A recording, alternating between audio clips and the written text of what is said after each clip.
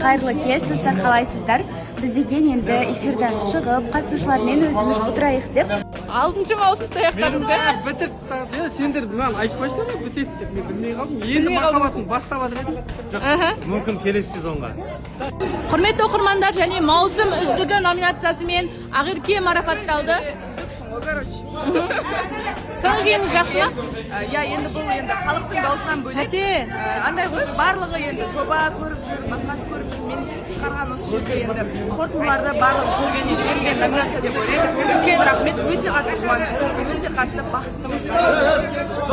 Жетіге ма? Білмеймін, жолым болмай жатыр, келмей қоямын ау.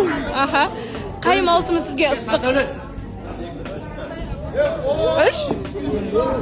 Құрметті оқырмандар, және біздің келесі маусымға жолдаманы Нұржан ұтып алды. Рахмет. Зор болып қалдым.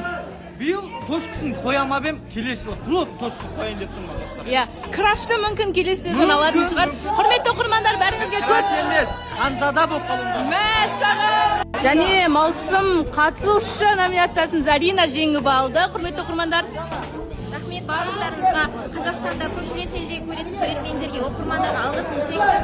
Өте қуаныштымын. Барлықтарыңызға осындай бақыт берсін. Қазір ғана маусым аяқталды. 6-шы маусымның қалай өтіп шыққанын білмеймін даже.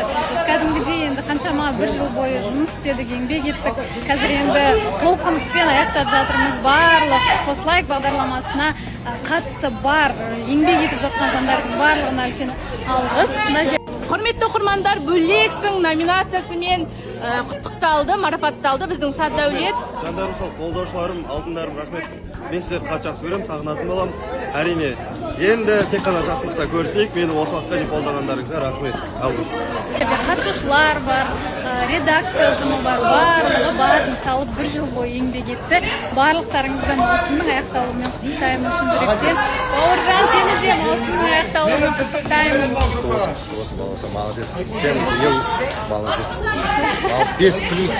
Күдік тапқыш.